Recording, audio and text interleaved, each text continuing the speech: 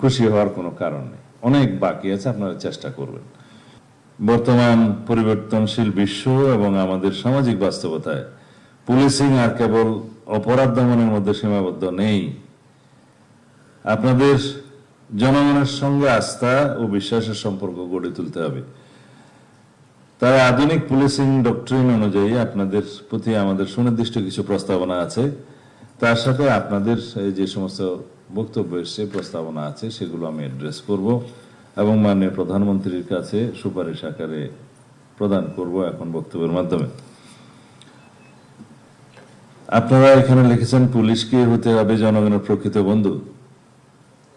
সেটা আপনারা নিজেরা যাতে বুকে হাত দিয়ে বলতে পারেন সেরকম পুলিশিং ব্যবস্থা গড়ে তুলবেন আশা করি।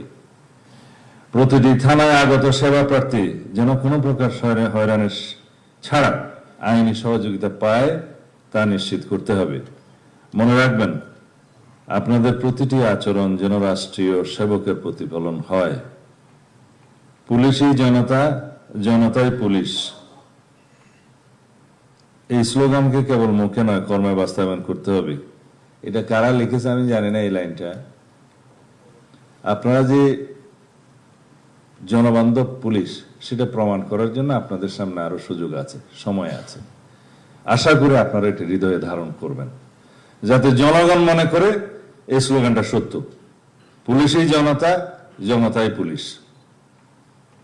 যে কোনোভাবে হোক প্রাতিষ্ঠানিকভাবে আমাদেরকে কিছু বিষয়ে বিব্রত হতে হয়েছে, সেটা কাটিয়ে ওঠার জন্য আপনারা যথেষ্ট চেষ্টা করেছেন বিগত 2-2.5 মাসে এই গণতান্ত্রিক সরকারের অধীনে, এবং ভাবমূর্তি আপনারা সমুন্নত করতে পেরেছেন বলে আমরা বিশ্বাস করি।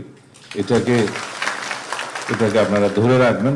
তবে আমার দৃষ্টিতে এটা অ্যাচিভমেন্ট অনেক বাকি আছে,